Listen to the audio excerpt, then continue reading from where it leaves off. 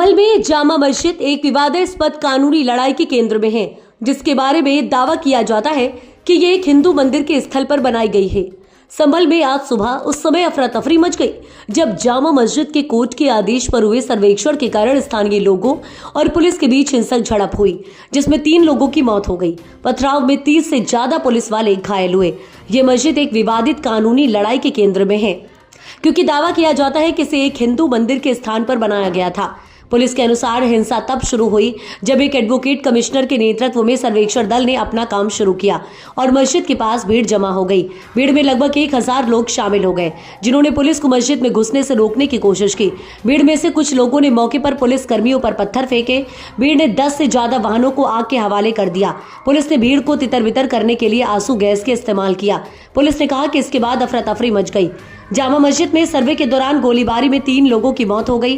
पथराव और आगजनी के दौरान सीओ अनुज चौधरी के पैर में गोली लगी। संभल के एसएचओ के पैर में चोट लगी। 30 से ज्यादा पुलिस वाले पथराव में घायल हुए। कमिश्नर ने संभल में शाही जामा मस्जिद पर हुए बवाल में 3 लोगों की मौत होने की पुष्टि की है। कई पुलिसकर्मी भी घायल हुए। पुलिस ने करीब 15 लोगों को गिरफ्तार किया है, जिनमें 3 महिलाएं भी शामिल हैं। संभल में गोलीबारी में मृत 2 लोगों की पहचान बिलाल अंसारी और नईम अहमद के रूप में हुई। सुबह 7:30 बजे सर्वेक्षण शुरू हुआ। याचिका में दावा किया गया है कि जहां अब मस्जिद है वहां कभी मंदिर हुआ करता था। मंगलवार को इसी तरह का सर्वेक्षण किए जाने के बाद से संभल में तनाव बढ़ रहा था। याचिकाकर्ताओं का तर्क है कि बाबरनामा और आईना-ए-अकबरी जैसे ऐतिहासिक ग्रंथों में 1529 में मुगल सम्राट बाबर द्वारा मंदिर में विनाश का दस्तावेजीकरण किया गया था।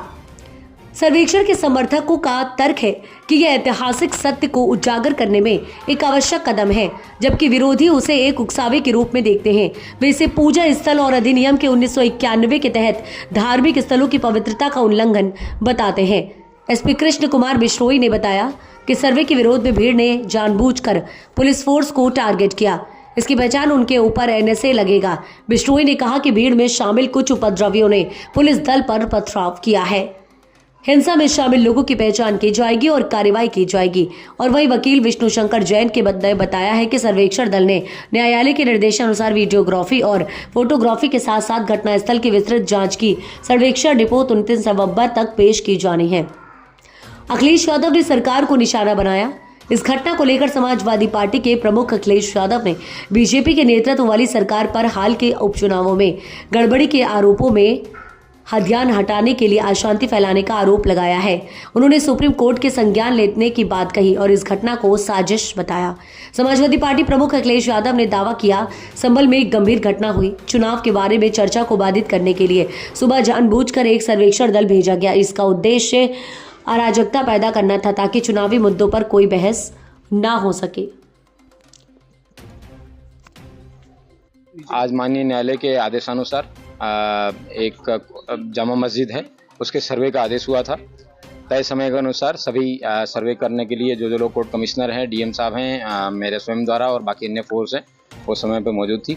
कुछ लोगों द्वारा उस सर्वे का विरोध करने के लिए लोगों को इकट्ठा किया गया और इकट्ठा करने के बाद में उन्होंने सर्वे जब चल रहा था उस समय उन्होंने पुलिस पर पत्थरबाजी करना शुरू किया। पुलिस ने उसका जवाब दिया है और उन लोगों द्वारा कुछ पुलिस के सब इंस्पेक्टर्स हैं और उनकी गाड़ियां जो जामा मस्जिद के परिसर के पास में खड़ी थी उनमें आग भी लगाई गई है।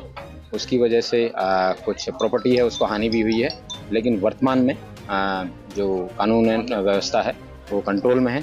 सभी जगह शांति व्यवस्था व्याप्त है। ड्यूटियाँ लगाई जा रही हैं फिर से। और ये बताना भी उल्लेखनीय है कि सर्वे जो था कोर्ट के द्वारा मैंडेटेड था वो सकुशल संपन्न हो गया है। Thank you. ये पुलिस की सरकारी गाड़ियां नहीं है, पुलिस के सब इंस्पेक्टर्स की प्राइवेट व्हीकल हैं जिनकी कार्स हैं। लेकिन ये बताना जरूरी है कि उससे 10 से 15 मीटर दूरी पे इन लोगों की अपनी जो प्रॉपर्टी, अपनी जो गाड़ियां हैं उनको इन्होंने आग नहीं लगाया, लेकिन जिन गाड़ियों पे पुलिस लिखा था उन गाड़ियों पे आग लगाया। ये दर्शाता है कि इन लोगों द्वारा टारगेटेड तरीके से कोई एक हुड़दंगी भीड़ ना होके एक टारगेटेड तरीके से पुलिस और प्रशासन को है वो चैलेंज करने का काम किया। इन लोगों के खिलाफ एनएसए की कार्रवाई है वो अमल में लाई जाएगी। ड्रोन से वीडियोग्राफी कराई गई है और मोबाइल से भी वीडियोग्राफी इन सब लोगों की हुई है। सीसीटीवी कैमराज से भी कई सारी टीमें लगा के इन सब लोगों को आइडेंटिफाई किया जाएगा और इन सब लोगों के खिलाफ है कठोर से कठोर कार्रवाई अमल में लाई जाएगी। पथराव में कई पुलिसकर्मी घायल हुए हैं, उन सब लोगों का मेडिकल है वो करवाया जाएगा।